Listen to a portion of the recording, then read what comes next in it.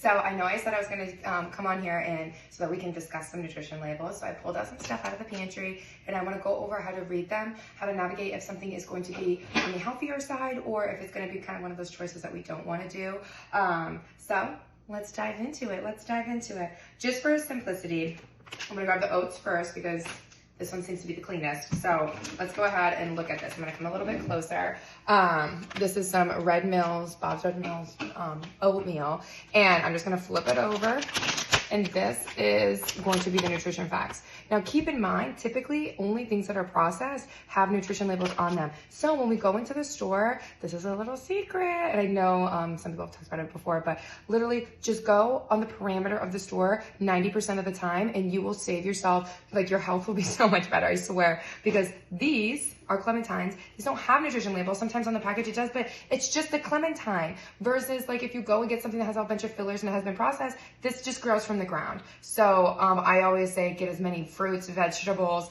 Fruits aren't bad for those who do keto. You can still eat fruit, just eat your berries and stuff like that. But fruits and vegetables are the #1 thing to eat. Then we have, our grains and stuff like that, but even our dairies on the parameter. So getting milks and stuff. So shop the parameter of the store and you're gonna save yourself so much time. Going in the middle is where you get lost and that's where you find all these really nice, extensive food labels. So with that being said, that's my little secret. Always shop the parameter. I literally buy my meats online on the butcher box, just because one, it's more affordable than what prices are right now. And it's super easy. So it makes me like less time in the store is the #1 goal because the more time you use Mills, Bob's Red Mills oatmeal. Now we're gonna go to the nutrition facts. Now they updated the nutrition facts like a couple years ago. I don't remember the exact year, but now it's actually more simple for you to read and it's a little bit better to digest. So the first thing you're going to see is it says nutrition facts, yippee, right? The second thing is going to say how many, so it's going to say 190 calories, right? I know everybody knows how to read the calorie label because everyone obsesses about that one, but okay, so is it 190 calories for this whole thing? Or is it 190 calories, like for how much? How much is 190 calories? Now, it says there's 18 servings per container, so take into that in consideration.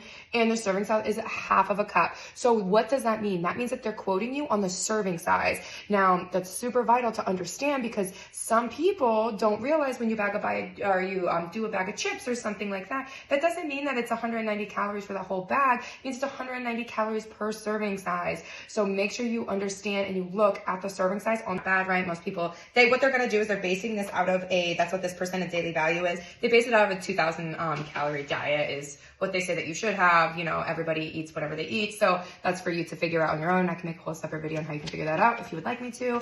But then the next is going to be your total fat. Now that's going to be the total fat inside it. I'm not a big, this is my personal take on the fat on here. It says 2.5 grams saturated fat is 0.5 and trans fat is 0. Legally, all trans fat has to be out of food. However, in the United States, please note they don't have to put it on the label if it's less than, I believe it's less than 1/2 gram, and then in a serving size. So it doesn't mean that your food does not have trans fat. Take that into consideration when you're buying like Little Debbie snacks and stuff like that, because when something is that processed, typically it does have trans fat in it and they don't have to put it on the label if it's less than a certain amount. But then if you ate the whole container, right? Because that Little Debbie snacks, you're probably not just going to eat a little piece of a Little Debbie, you're going to eat the whole damn thing. So just take that into consideration. You're probably eating trans fat. Putting the total fat on here because we don't know what the good fat is and what the bad fat is, because if you know any knowledgeable or if you have any knowledge about fats, there's HDLs and LDLs. Now, which is like a soft little one, and then there's a hard one. The hard one's bad. The soft one's good and actually lowers your cholesterol, helps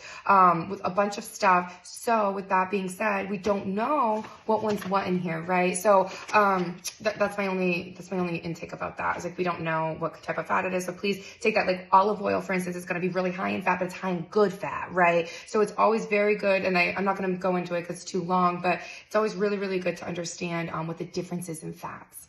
The next one is cholesterol. That comes, so you're going to see it's in bold, right? So we have total fat, then we have cholesterol.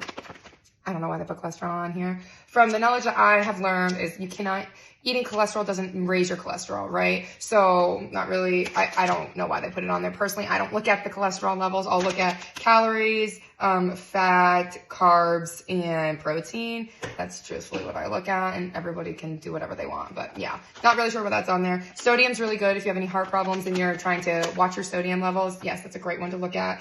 And they're going to do it in milligrams. And then there's going to be total carbohydrates.